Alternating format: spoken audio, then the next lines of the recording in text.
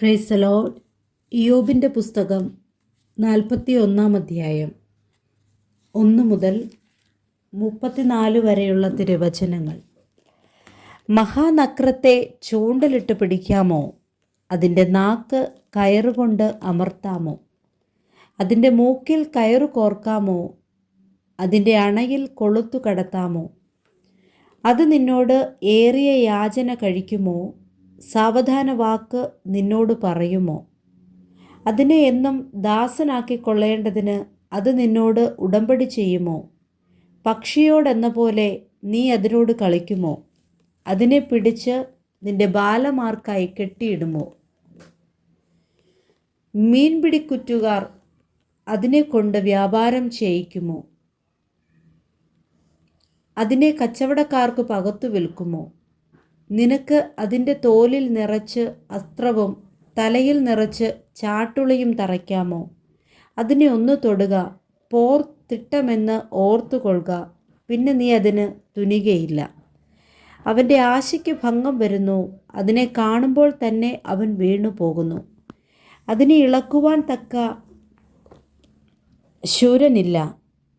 പിന്നെ എന്നോട് എതിർത്തു നിൽക്കുന്നവൻ ആർ?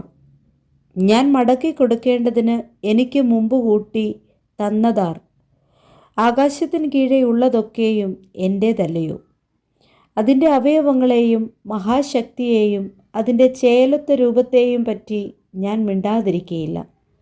അതിൻ്റെ പുറം കുപ്പായം ഊരാകുന്നവനാർ? അതിൻ്റെ ഇരട്ട നിരപ്പല്ലിനിടയിൽ ആർ ചെല്ലും?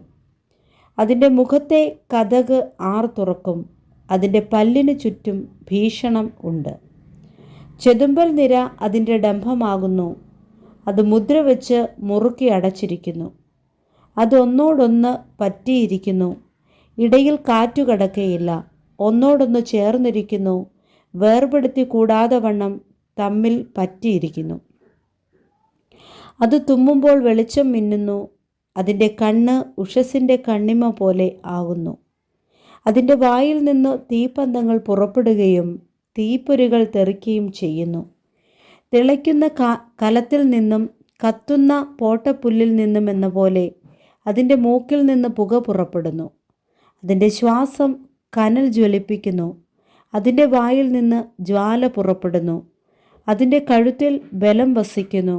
അതിൻ്റെ മുമ്പിൽ നിരാശ നൃത്തം ചെയ്യുന്നു. അതിൻ്റെ മാംസദശകൾ തമ്മിൽ പറ്റിയിരിക്കുന്നു. അവ ഇളകിപ്പോകാതെ വണ്ണം അതിന്മേൽ ഉറച്ചിരിക്കുന്നു.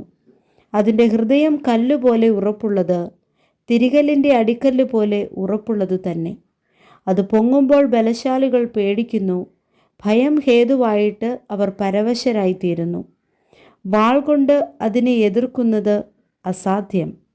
കുന്തം, വസ്ത്രം, വേൽ എന്നിവ കൊണ്ടും ആവതില്ല. ഇരുമ്പിനെ അത് വൈക്കോൽ പോലെയും താമ്രത്തെ ദ്രവിച്ച മരം പോലെയും വിചാരിക്കുന്നു. അസ്ത്രം അതിനെ ഓടിക്കയില്ല. കവിണക്കല്ല് അതിന് താളടിയായിരിക്കുന്നു. ഗദ അതിന് താളടി പോലെ തോന്നുന്നു. വേൽ ചാടുന്ന ഒച്ച കേട്ടിട്ട് അത് ചിരിക്കുന്നു. അതിൻ്റെ അധോഭാഗം മൂർച്ചയുള്ള ഓട്ടുകഷ്ണം പോലെയാകുന്നു. അത് ചെളിമേൽ പല്ലിത്തടി പോലെ വലിയുന്നു. കലത്തെപ്പോലെ അത് ആഴിയെ തിളപ്പിക്കുന്നു. സമുദ്രത്തെ അത് തൈലം പോലെ ആക്കി തീർക്കുന്നു. അതിൻ്റെ പിന്നാലെ ഒരു പാത മിന്നുന്നു. ആഴി നരച്ചതുപോലെ തോന്നുന്നു. ഭൂമിയിൽ അതിന് തുല്യമായിട്ടൊന്നുമില്ല. അതിനെ ഭയമില്ലാത്തതായി ഉണ്ടാക്കിയിരിക്കുന്നു. അത് ഉന്നതമായുള്ളതിനെയൊക്കെയും നോക്കിക്കാണുന്നു. മതിച്ച ജന്തുക്കൾക്കെല്ലാം അത് രാജാവായിരിക്കുന്നു. വായിച്ച തിരുവചന വേദഭാഗങ്ങളാൽ കർത്താവ് നമ്മെ സമൃദ്ധമായി അനുഗ്രഹിക്കുമാറാകട്ടെ. ആമേൻ.